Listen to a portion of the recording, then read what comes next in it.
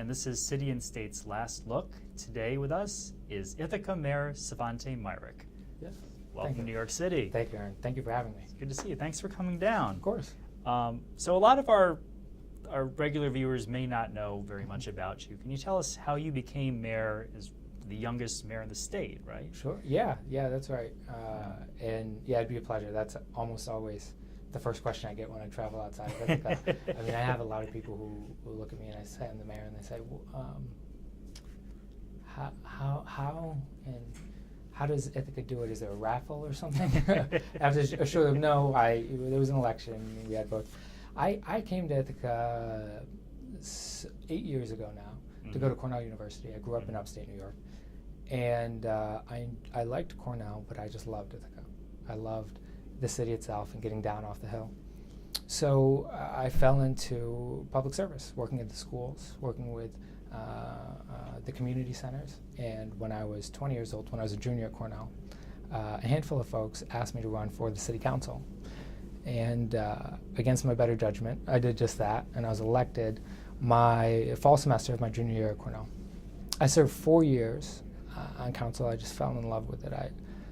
I was a full-time student and I was doing other work, but I just knew that what I wanted to do, I wanted to spend more time in City Hall. I wanted to spend more time, believe it or not, working on people's sidewalks, figuring out the police beats. And what kind of stuff did you do as a city councilman? Well, my focus particularly was youth issues and housing issues. You know, because of the way I grew up, and growing up as a kid, I didn't always have a lot. Our family didn't have a lot, and we struggled with housing several times. Actually, we found ourselves without a home. We lived in shelters, sometimes in our car, and often in subsidized or affordable housing. So housing has always been, I just know how important that is to create a stable family. So when I was on council, I took the lead on and actually chaired something called the Collegetown Vision Implementation Committee that would lead the way for a revisioning and a rezoning of our Collegetown neighborhoods so that we could build more housing for the folks who need it.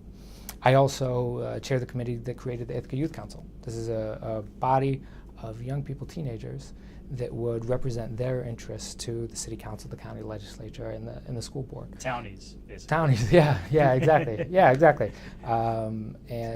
Which is a badge of honor in Ithaca. And, they don't let you call yourself a townie until you've been there a certain amount of time. I'm still waiting to get my townie badge. But it's the youth council's now in its 6th year. And in 2011, when I was trying to figure out what to do, I said, you know what? I'll throw my hat in the ring. My roommate and county legislator, Nathan Shinagawa, said, I'll chair your campaign. I've got a great idea. We're going to raise more money than anybody's ever raised for a race. We're going to get you some big endorsements. You're going to announce before anybody else announces. And everybody else is going to drop out before the race even starts. So we did it. We raised all the money. I got the endorsements. We announced. 2 weeks later, I had 6 opponents. So I fired Nathan. And no, I didn't actually fire him. So we did an intense 9-month campaign, and I knocked on as many doors as I could. I actually made it all the way around the city twice, 2.5 times. I tried to get around the 3rd time. I couldn't quite make it.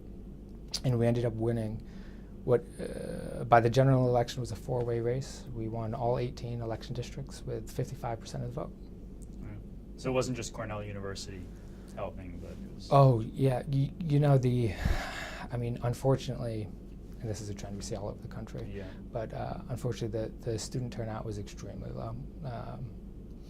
And we hoped for a different result. We hoped for a better result. I mean, we won that district, but I think we walked out of there with maybe 35, 36 votes total for the student district. So that's just, and there are a few barriers for that. Off your election, though. Off your election, and you have a lot of students moving into new addresses in the fall, and they don't get registered in time and of course some of them are registered back home, and they want to stay registered back home so they can vote via absentee ballot in the next year's presidential race. So almost no student support, but we're able to pull it off anyway. The Times came out with a story this week about the record low unemployment in your city. State's still at 7.5. New York City is like 8.5, 8.4. What are you guys doing right? It's a great question. We hover when school's in session, down around 5.1% unemployment. That's what we've been clocking for the last 18 months or so.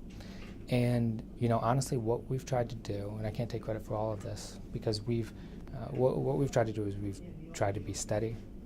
We've tried to commit to the things that we know will work, and we've tried to be patient.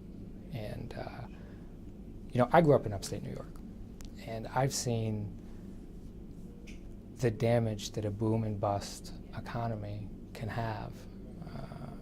You look at cities like Utica and Binghamton, Rochester and Syracuse, and the rural communities that surround them that relied on one industry or another, exploded as quickly as they could, neglected, even in Ithaca, neglected environmental regulations, neglected to take their time to be patient. You end up, when the industry leaves or collapses, not only do you have to rebuild, but you have to do it on a city that's scattered with brownfield sites. So what we've done is we've relied on what we know works and what we know is steady, and that's our education sector. But we've also diversified, right? We know that we can't rely on any one industry, but that's our strongest. So we want to do tourism, right? We want to do manufacturing. We want to bring brainy businesses, software designers and engineers into the city. How can we do that? By spinning off what works in our main sector. So we work with Cornell University, Ithaca College, TC3, the three great institutions that we have in the county. And not only do we bring in all those tuition dollars, but we build a lot of our tourism around the campuses. We bring in a lot of conventions so that people who want to visit the campuses or be close to them can come and also check out our vineyards, check out our downtown, check out our commons. And we've worked very closely with the schools so that the intellectual capital that is being developed on those campuses, from undergrads to graduate students to faculty and professors, when they come up with those great ideas, instead of watching them run down to New York City or to Boston or out to Silicon Valley, we try to encourage them, nurture them, to grow their business right there in Ithaca. How do you do that? Well, it's tough. Some of it is with technical assistance. And Cornell University in particular has been a great help here. They use their business school, and they partner business school faculty with faculty in other departments who may have a breakthrough in new. For example, we have a company that's manufacturing cells that produce, bacteria that produce insulin, right? What used to be pulled out of pigs, you can now produce in petri dishes. And they're working right now, they only have a handful of employees, right? But if they can bring this to market, it's going to revolutionize how we treat people with diabetes. So those people who can figure out what's going on in the petri dish don't necessarily know how to put together a business model or attract venture capital. So we work with the faculty who do in the business school and provide them technical assistance. We also provide them space. We have a terrific industrial park out by our airport that focuses just on high-tech industrial manufacturing. We have a biomedical incubator right on Cornell's campus, and we're working to build with the university right now an incubator downtown. And what we're aiming for there are those software engineers, those brainy folks who are building the websites and the next Facebooks. We're going to give them space, get them started here, so that when they get 10 employees, 20, 40, they will expand out of the incubator, but stay right here in the community. I wanted to talk about fracking and energy. We say, in Ithaca we call it the F word. Yeah. Why is that? A lot of the southern tier is of course very supportive of this because it'll help create jobs in an area where unemployment is high, but Ithaca is less so. Yeah. Well, I think there's some compelling research happening at Cornell right now that casts into doubt how useful natural gas will be to combat climate change, particularly because in the short term, that is over the next 20 years, which is what a lot of climatologists will tell you is the crucial period for combating climate change. The methane that's released as part of the hydrofracking process will actually be worse for the climate than the CO2 will over that 20 years. And that's a matter of some debate, and there's research going back and forth. I think a lot of folks, too, in Ithaca see a threat to their way of life, but also a threat to, as we said, what we know works. Now, we've been growing slowly but steadily, our economy and our population in Tompkins County, and that works. We grow 3% more or less every year, 3%, 3%, 3%. And that is the kind of steady commitment and patience to what you know works and what you know will work forever is what you need. So education, tourism, manufacturing, those things you know will be there forever. What happens when you bring in an industry whose sole purpose is to extract something from the land, right? So you bring in all these folks and all these jobs. The jobs, of course, are filled by folks from out west, from Oklahoma and Texas, who know how to run the rigs. And that's fine and that's great. They come in and they spend the money that they earn at the bars and the restaurants maybe, but where do you put them? You need to build all this housing. And a lot of times what you do, and what you see in other places like Pennsylvania, they just store up these hotels. They'll build some slapdash hotels real fast, rent them out for the 2 or 3 years that they're drilling in the area, and fill them up with these rig hands, these natural gas hands. What happens, the gas is, of course, finite. Once it's extracted, you move on. Now, not only are you dealing with groundwater pollution and contamination and sites that are no longer beautiful attractions for tourists who want to come and see the hills and the valleys, the streams, our gorges, our waterfalls, and the lake, but now you have all this housing, right, that you no longer need.